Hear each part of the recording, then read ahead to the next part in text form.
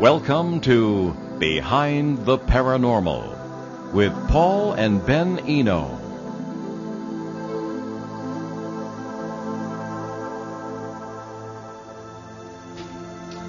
If you have a serious disease, is it wise to stick with traditional medicine or try a paranormal answer? Are healers we read about or see on the news legitimate, or are they quacks? Are there such healers in our own countries? Well, hello there, and welcome to the 111th broadcast of Behind the Paranormal with Paul and Ben Eno. I'm Paul, and I'm afraid Ben took the day off today, not the day, but the morning off anyway, and he is my co-host and partner in the Paranormal, and he will be back tomorrow evening on our CBS show and back on ON with us next Saturday. But before we get to some questions for our guest that we just mentioned, it's time for our contest question.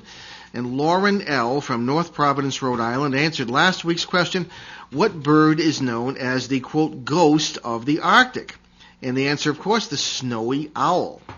Beautiful, beautiful creature. I actually saw one in our backyard in Cumberland, Rhode Island one year. Now, this week's question is, what supposedly appeared in the sky over the Battle of Mons, Belgium in 1914? Now, if you can deal with that, call us locally, 401-766-1240, or from anywhere in the U.S. at 800-449-1240. Now, if I don't announce the winner during the show and you still think you have the answer, drop a line to Ben at BehindTheParanormal.com, and the winner gets an autographed copy of my latest book, Turning Home, God, Ghosts, and Human Destiny. Now to our guest. Based in New England and with outreaches throughout the U.S., Dr. Kevin Ross Emery maintains a private practice focusing on alternative approaches for dealing with attention deficit disorder, intuitive business development, spiritual coaching and counseling, and medical intuition. His coaching and teaching has spread to the mainstream business world because of his own business success and his strong business background. He has lectured at hospitals, universities, business meetings, and trade shows, and on radio and television around the world. Dr. Kevin is the author of Light Lines publishing titles, Managing the Gift, Alternate Approaches for Attention Deficit Disorder, and Combing the Mirror and Other Steps in Your Spiritual Path. He is the co-author of two books, The Lost Steps of Reiki, The Channeled Teachings of Wai Chi, I hope I'm pronouncing that correctly, and Experiment Earth, Journey Back to the Beginning. And his website, www.weboflight.com, weboflight.com. Dr. Kevin, welcome to Behind the Paranormal. Hey, it's good to be here. Greetings from sunny 70 Phoenix. Oh, dear. Yeah, well, it's a little, yeah, well, our teeth are still chattering up here in New England. Are you based in New England? Was I right about that? Actually, I'm not sure what happened, but I still maintain a practice. I still have an office in Massachusetts, but I recently, like December, moved to Phoenix, Arizona. Well, I can't imagine why. It's a wonder you didn't freeze to death before you left like the rest of us here. Anyway, unfortunately, Ben isn't with us. It's like, how come we never talk? We were on your show a few days ago, and we had a great time. Let me ask you this, a couple of questions from Ben, who was unable to be with us this morning. We'll start with his. How do you use the paranormal to help people's medical conditions? Well, one of the things is knowing when I work with somebody from a medical intuitive perspective that I'm actually talking to the individual illness, disease. I'm also talking to the organs. And I've had some very interesting chats with people's livers or their colons or their lungs that had some very pointed messages for the individuals about why they were doing what they were doing. If something wasn't working correctly, how it not working correctly was in some way trying to offset some other imbalance in their life, or was trying to get their attention or get them to shift or change. Mm-hmm.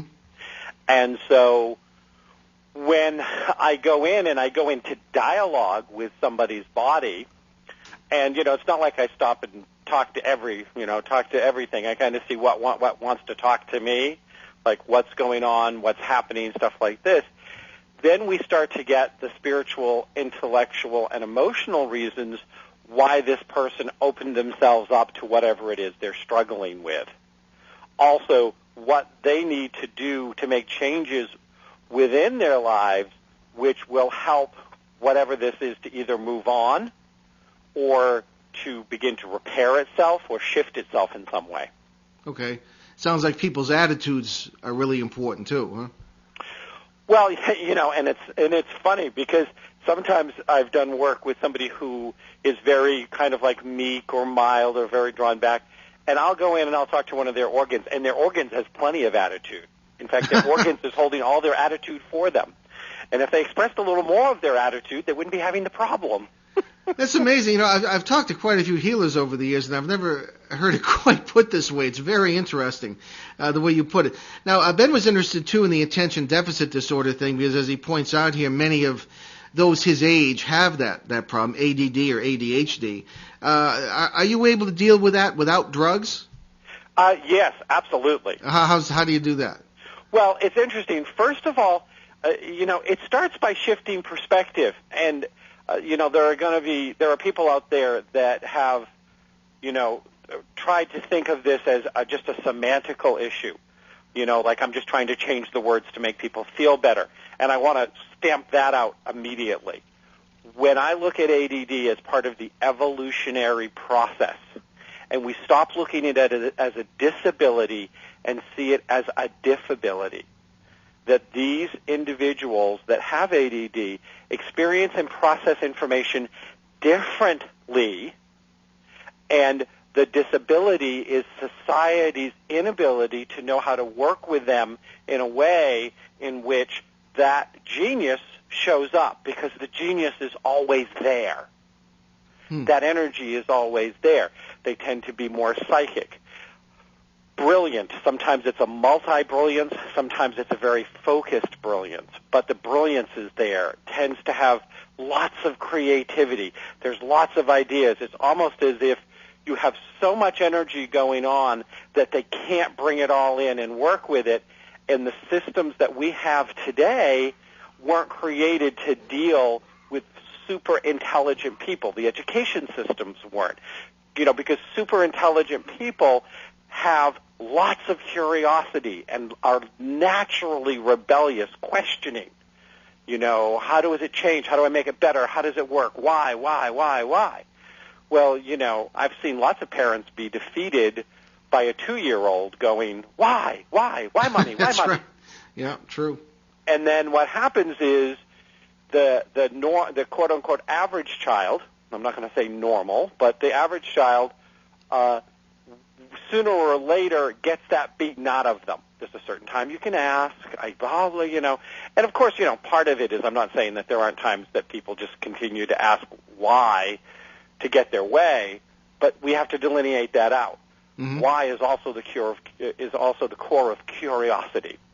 Yeah. So with these ADD individuals, a lot of times, first of all, it's understanding that as an evolutionary impact, it affects people differently, that they are going to process information, take it in differently, and that there are all sorts of steps that I can put into place that are both, some are diet, some are getting supports through herbs, aromatherapies, homeopathics, things like this, that may support something that enough of the system is not actually providing for all of the extra energy. It's like upgrading your computer to the point where it's got so much stuff on it that it turns itself off as soon as you turn it on, because you don't have enough structure to carry everything you have. So we have to give them that structure. And so when I do this work with is whether it's with children or adults, because I actually, one of the ways that I still keep my fingers a lot in the business world is ADD individuals tend to be entrepreneurial. And so I will go in with a lot of, very brilliant, have a lot of talent and things to offer business owners who are ADD, but can't quite bring it together or don't know how to teach their spouse or their staff how to interact or manage them to get all of this wonderful stuff out. Yeah. And so they're just always spinning their wheels. Okay. All right. How many ADD cases have you dealt with? Or do you, offhand, I don't know if you just have that information at your fingertips. Thousands. Really? Okay. Yeah. I mean, you have to think the book. I was writing the book in 2000. I started working with ADD children and adults in 98, 99 was when I call it being kidnapped. I was kidnapped by spirit to start working with ADD individuals. Yeah. So more and more of my regular practice became an ADD practice. Mm-hmm.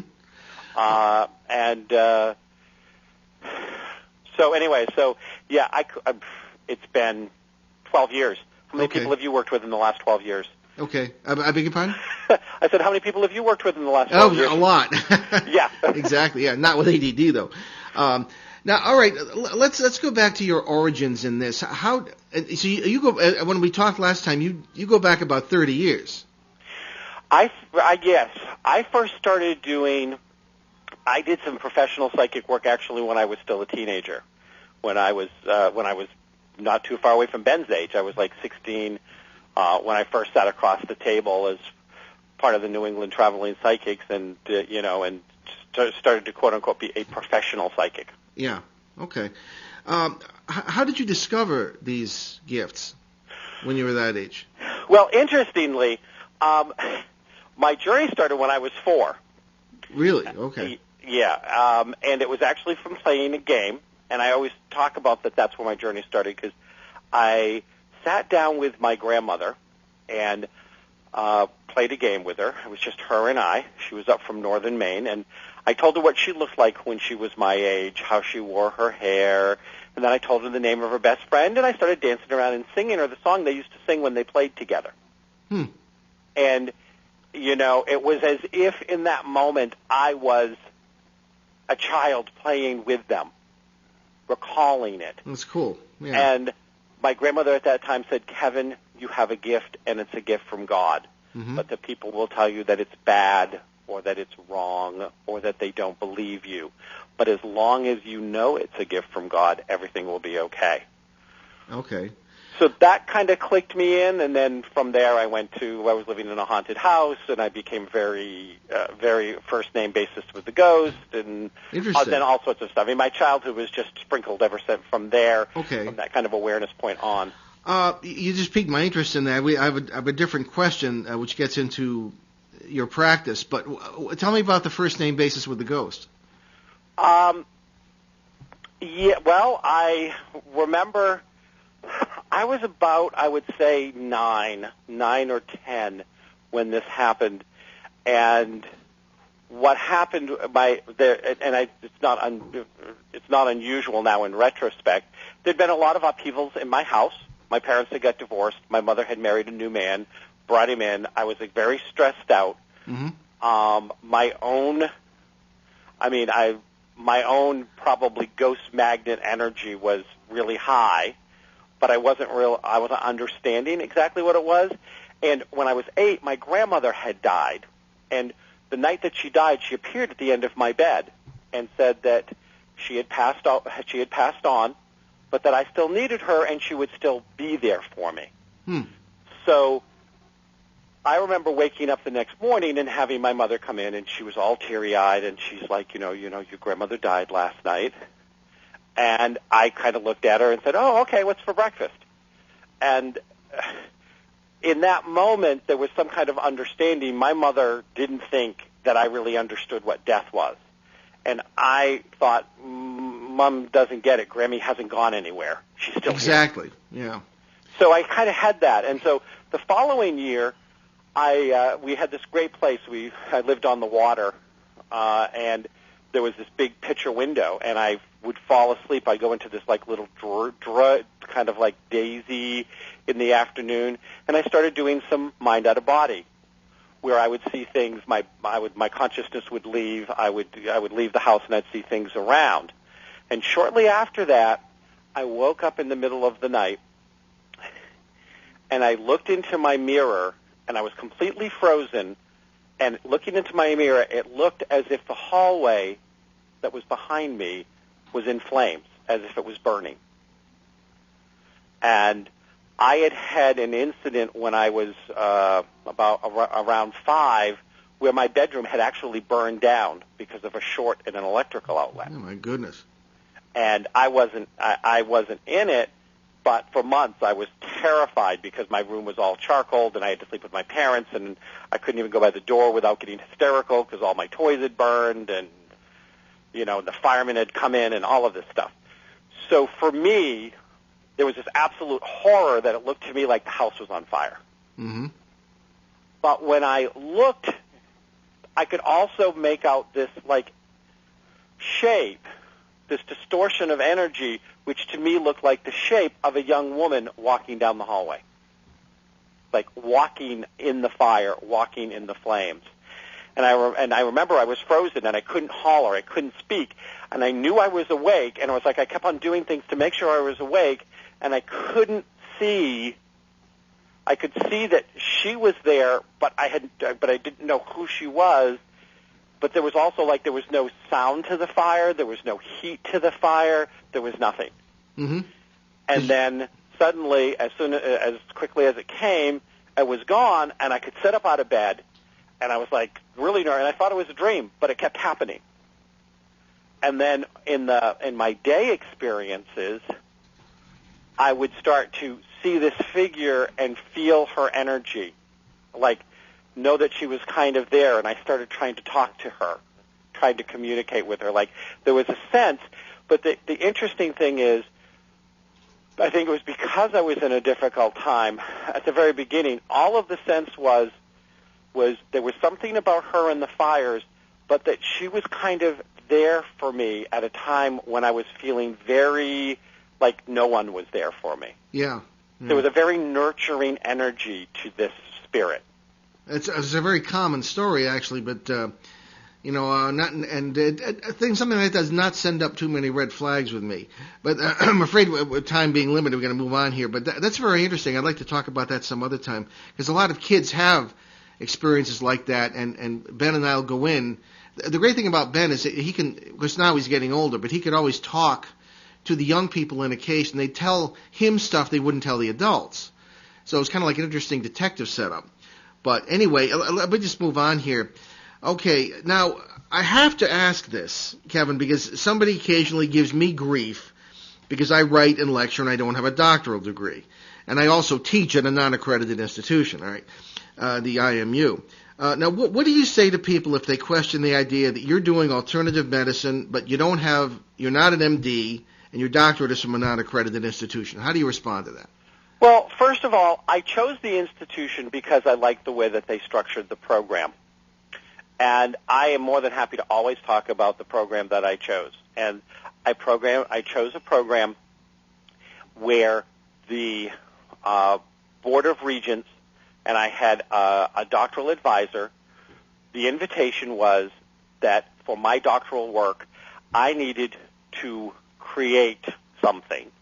I needed to put something forth that I proved to them made the world a better place because of its existence in a tangible way. Mm-hmm. That was my thing.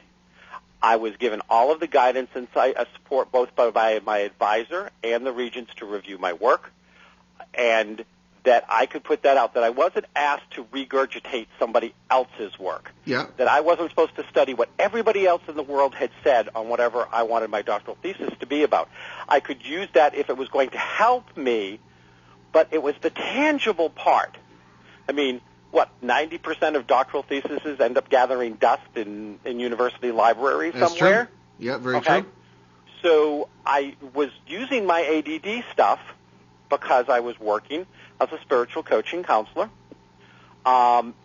Even before, I always made sure that everybody understood that the work that I did was spiritual counseling and coaching, that my history combined the two from my years in business, as well as my own path as a healer, as an energy worker, as a psychic. I never tried to be anything other than I was. I'm very upfront about it. In fact, I've been called the most practical psychic person you'll ever meet, or I've been called the psychic sledgehammer, and I've never shied away from the fact that I'm woo-woo. I'll tell people, I'm woo-woo, I'm wacky, I'm out there. Yeah, well, me too. Yeah. So that they know it, so that there's none of that going on. And then I submitted what I was doing. I submitted my lectures, videos of my workshop. My ADD book was my doctoral thesis, and I was also submitting how many clients I was working and that the techniques and the things I was using was achieving the client's goal of not being on medication and functioning as good and oftentimes better off of medication than they functioned on medication. Mm-hmm. Okay, So, no, I'm with you. Yep. That's and you had peer review. I'm big on peer review, although it can be political. Having other people in the field review your master's or doctoral theses, things of that kind, and kind of keeping an eye on things. So, in case one of us goes off the deep end, I mean, that's valuable. But I hear you. I think it's, I think that's going to be the new trend in education is a more free spirit. Because I've always said, some of the dumbest people I know have PhDs after their names, Yep. And very often, if the whole process narrows your thinking rather than broadens it, what's the point? Yep, and so, and the last thing that I want to address that you said, because it's also very important, and I'm used to addressing it after this, is, no, I tell all people, and I teach. I have students that go out into the world and are doing that which I have created and co-created with my work, and so it's very clear. I'm not a medical doctor. I don't diagnose. I don't prescribe. And all the information I receive is intuitive in nature. And I make sure that every person that sits across the table with me, comes to my office or whatever, knows that. Even if they're recommended or whatever. I'm out there and I'm going, no, I'm not.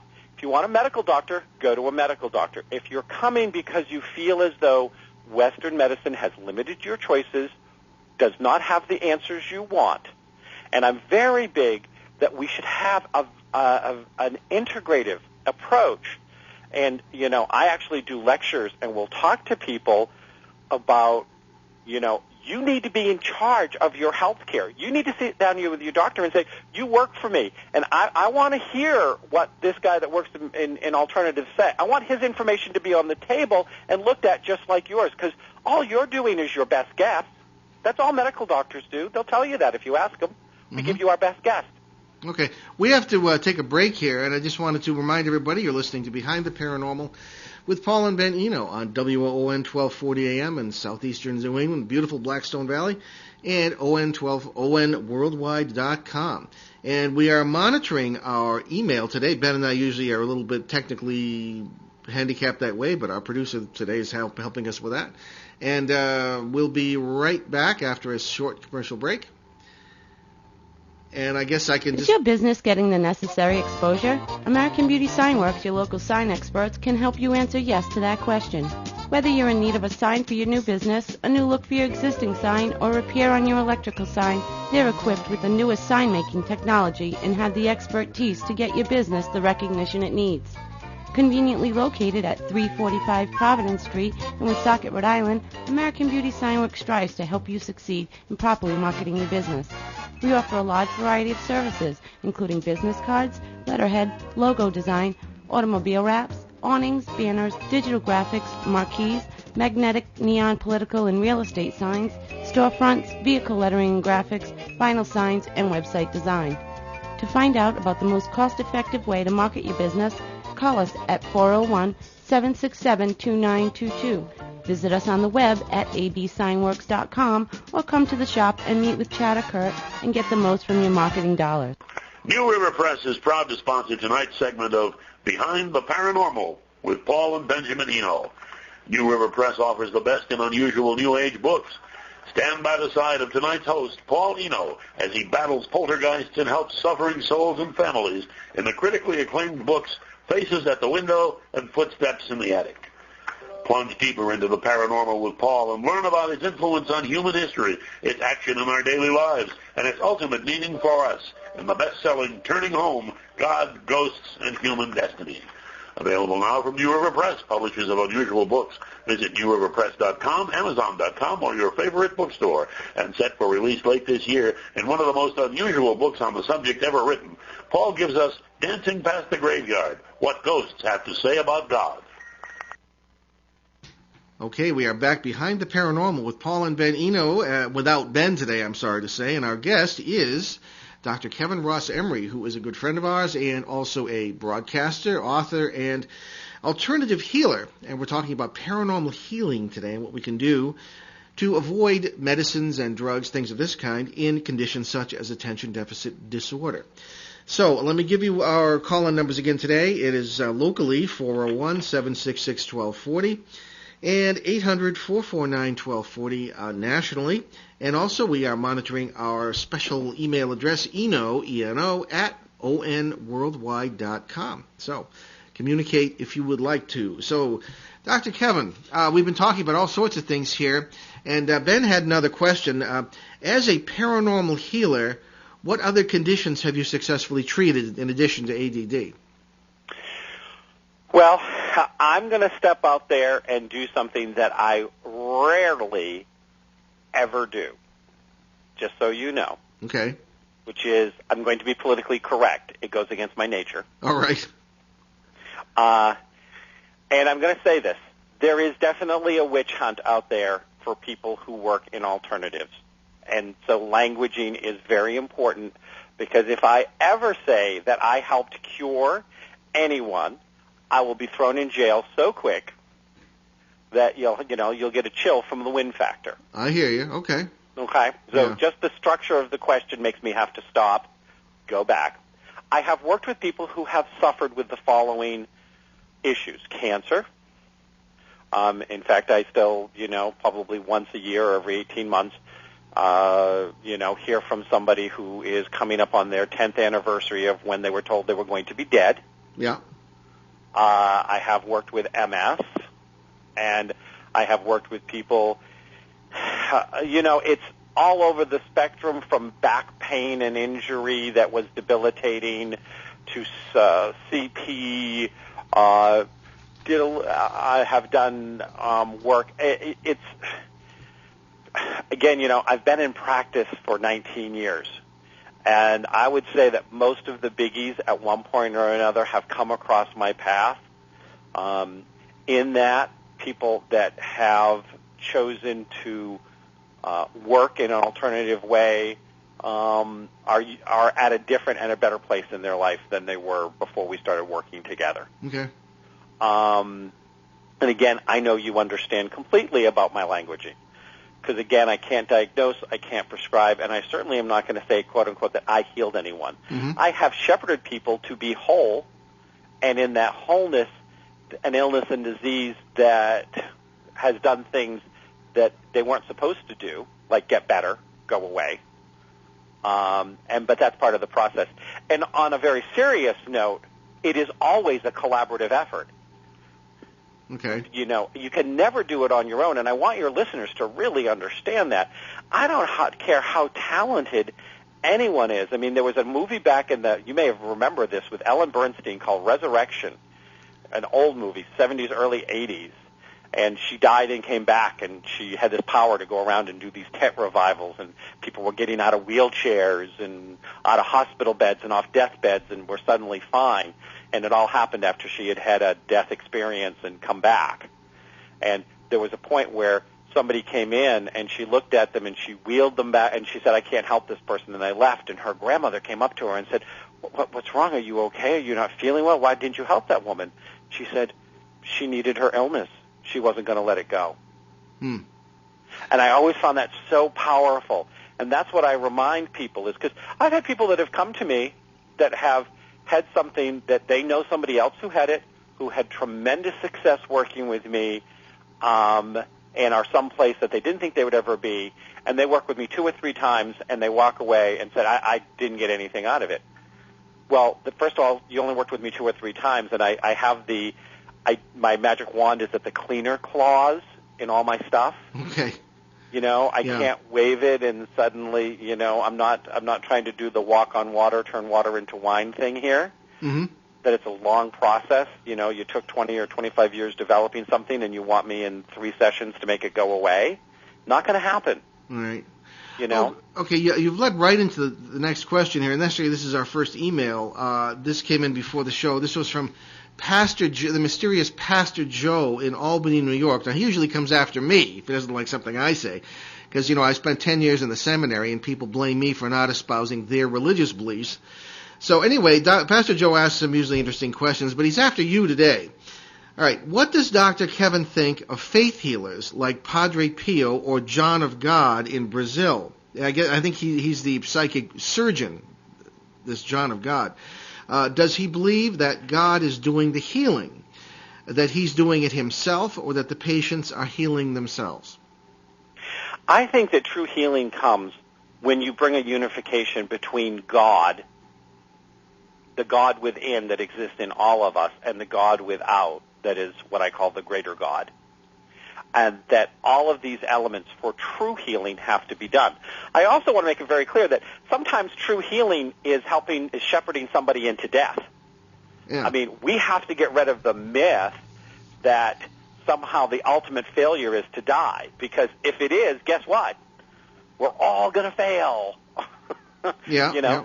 This is not it. And so what I would say is, I am not overly familiar with these people's work. I have heard of them. I know some of it has been sensationalized. Yeah. I tend to always be a little stand back myself when I hear something is really sensationalized. I am the same way with miracle products.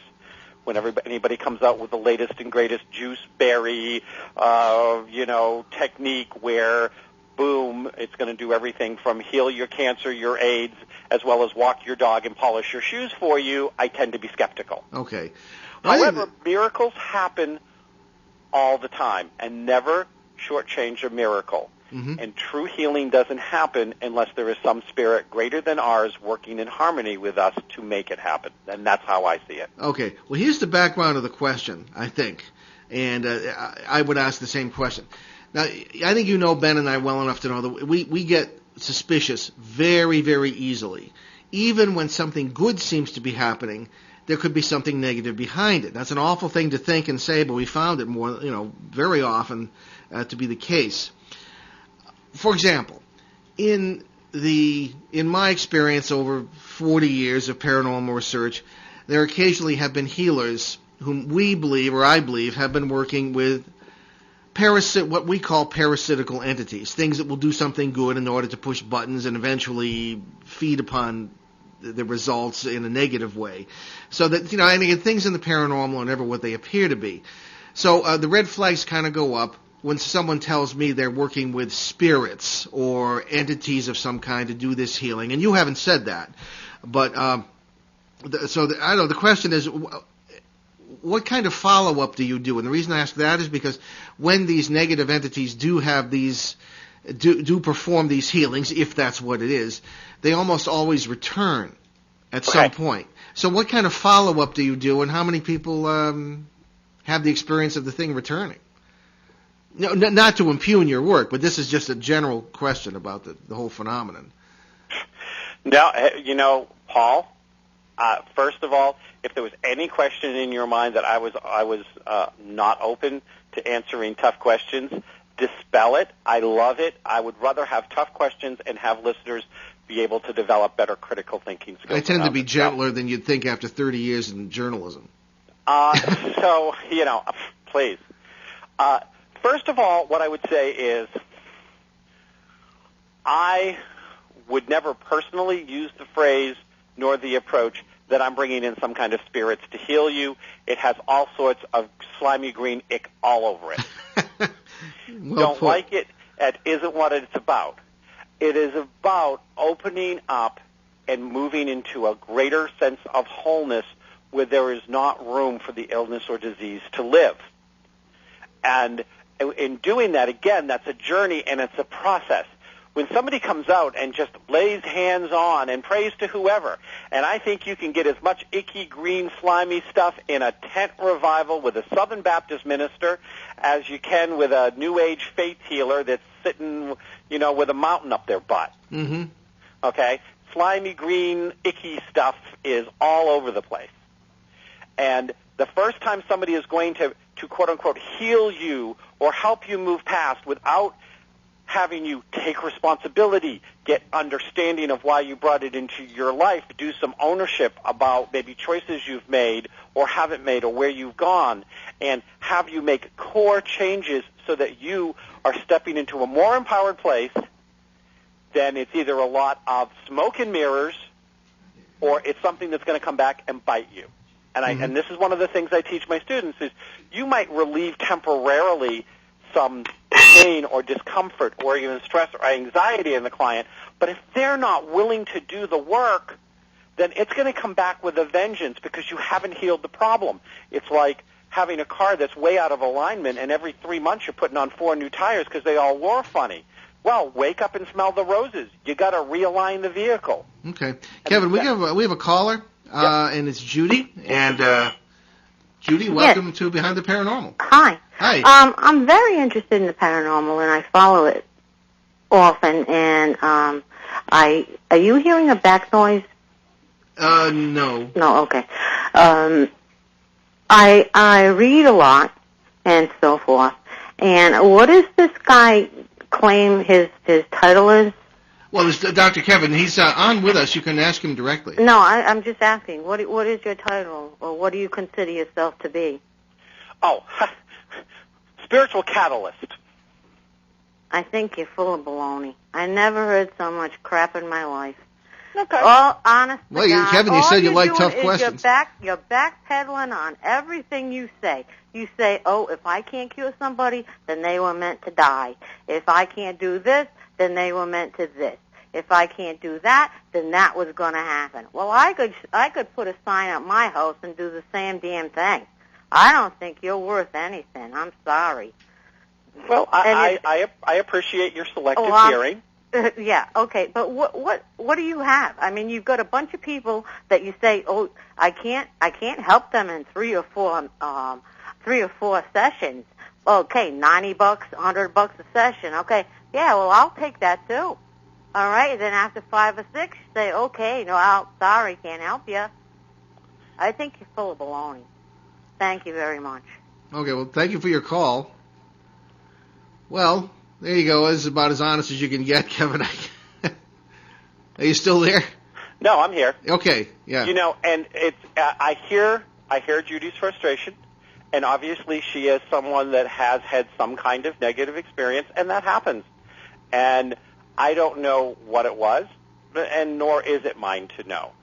What I do know is that after 19 years in practice, 90% of the people that see me because they are referred to me by people who have had successful experiences. Mm-hmm. So you do the math. Yeah. After 19 years, if my practice is still a full-time practice because people are referring their family and friends to me because they have had such success, then there's probably something behind the shingle. Now, Judy, I don't work for you. I'm not your flavor. Don't go to my website. Don't call my number. Don't make an appointment. It's okay. I obviously, in this moment, am not the right person for you.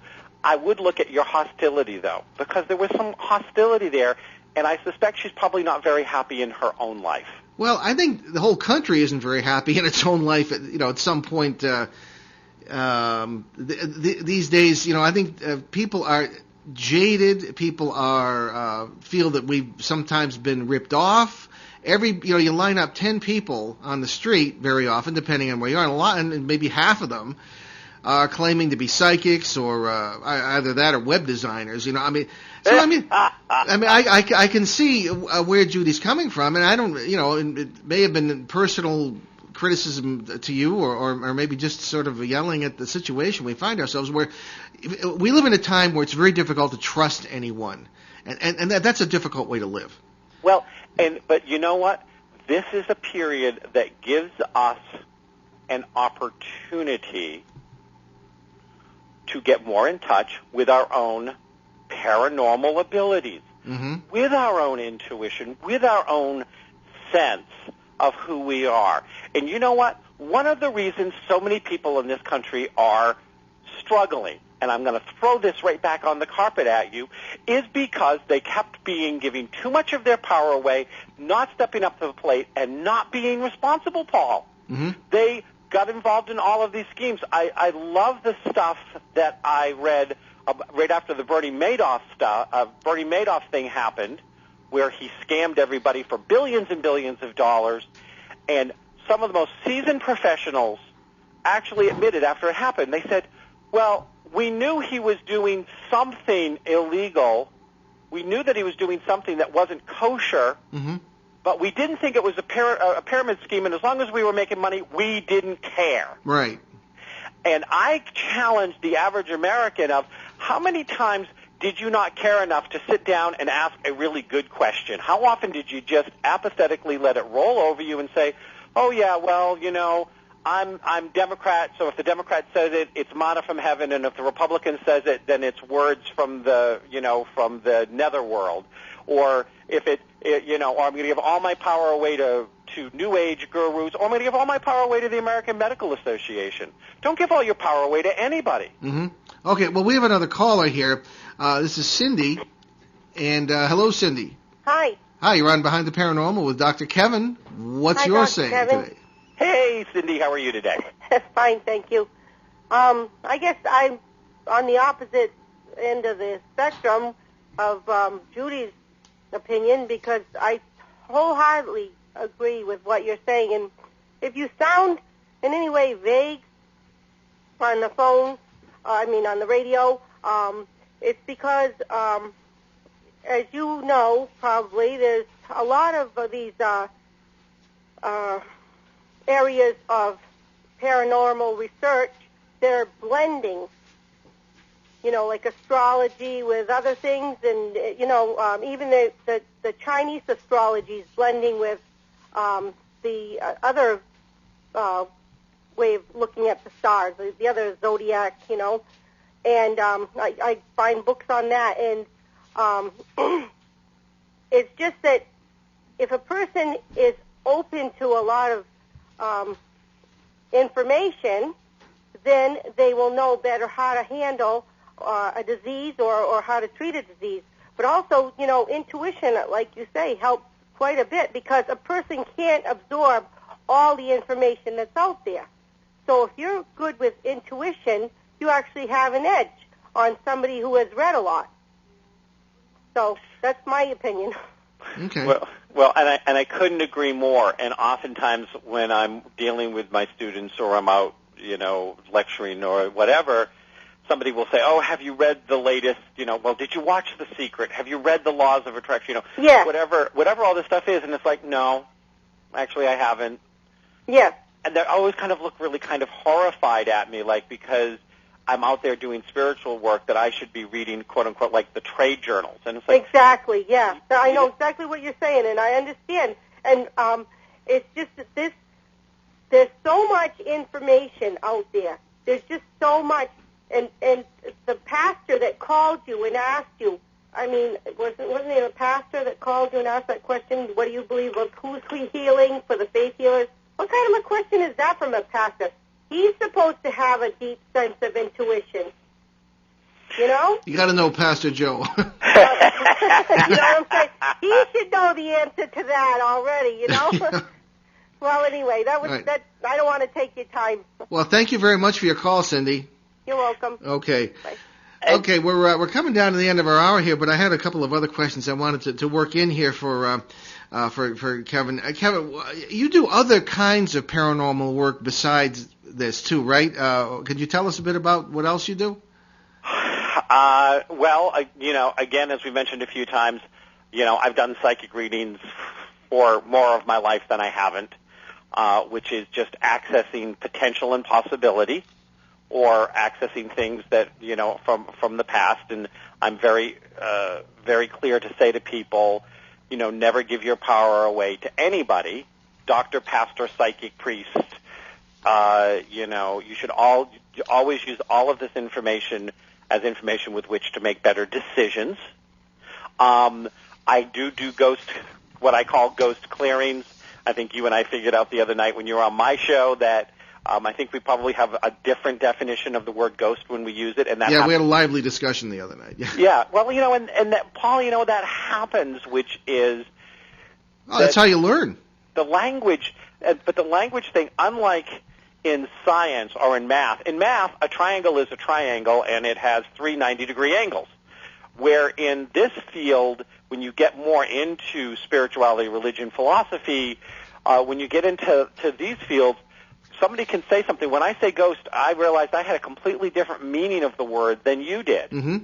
And so, So yes, I've done work with helping what I call trapped souls, which is what I call ghosts, move over because for some reason they have some kind of unresolved something going on that they need to release themselves completely from the earth plane. I also do a form of hands-on healing called Wei Qi, and have also done trance channeling, ET communication. It's interesting. I go from the very centered, practical, all the way out to, the kite that's up there hanging around between Mars and Jupiter stuff. And it kind of depends on the need. So the psychic work, the healing work, the Wei Qi, which we define Wei Qi as the process of empowering one to heal themselves, and goes back to a healing system from which Reiki was given birth, which started about 5,000 years ago in Tibet. The trance channeling, where I will allow voices from the past to use my vessel or vehicle to speak through, to give their view. So you're into the serious stuff. I do some of the serious stuff. Yeah. It's not my day in and day out, and I go through periods.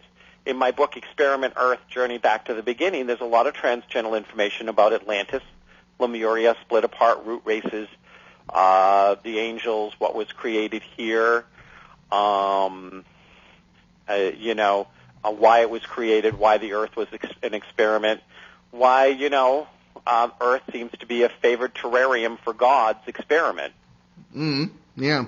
Okay, well, I think we got time for one more email here. This is from Maria DeCalva in Los Angeles. And Maria asks, writes, there are so many people out there claiming to be healers, shamans, and alternative medicine people.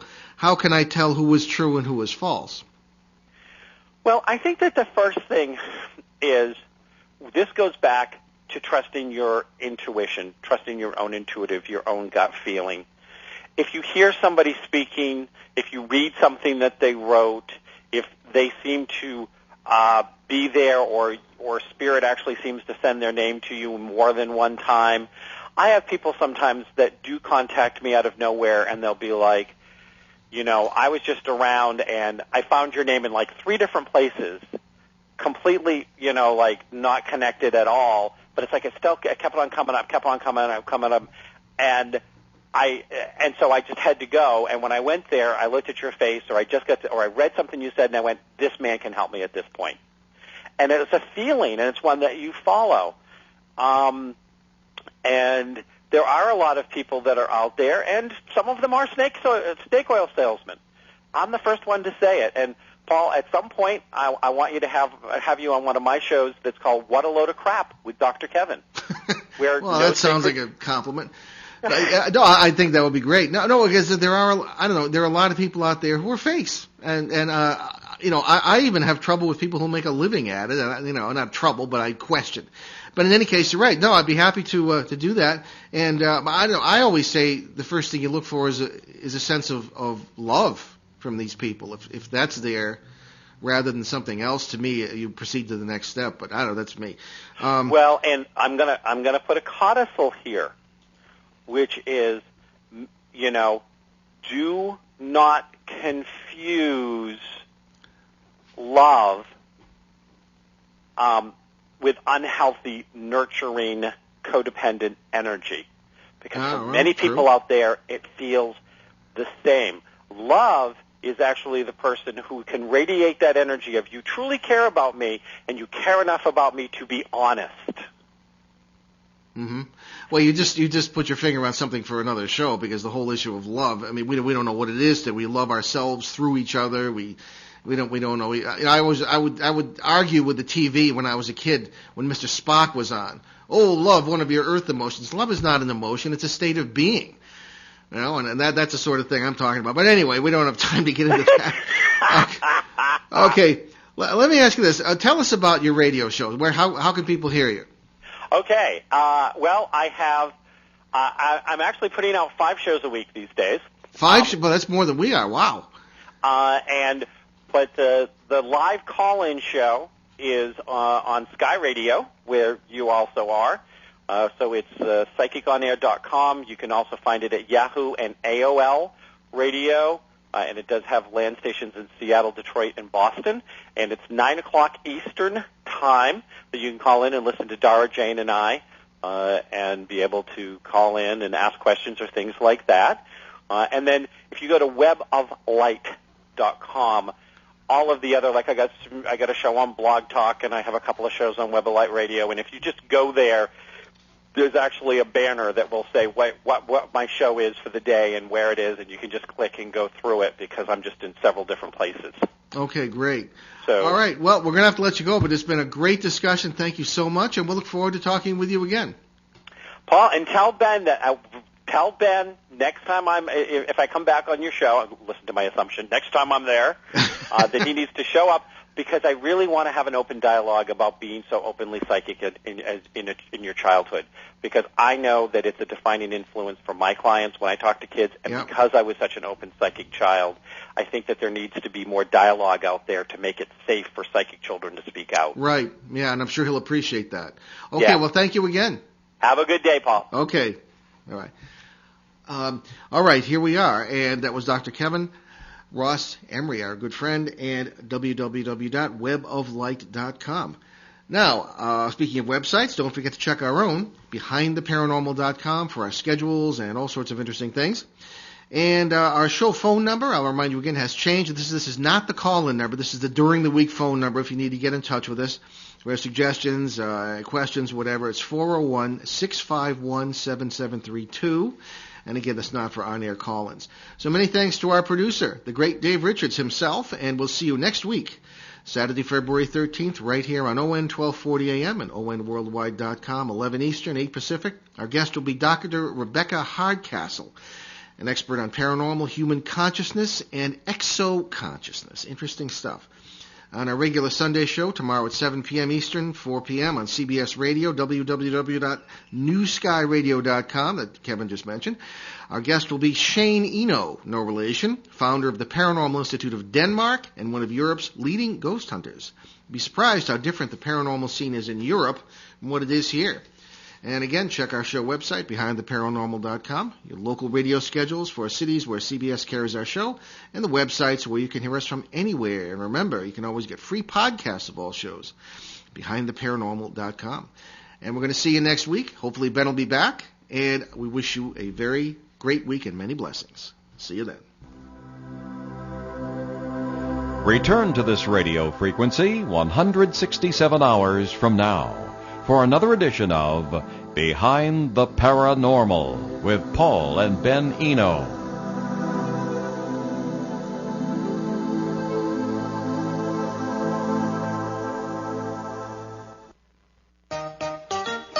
Now from WOON Woonsocket.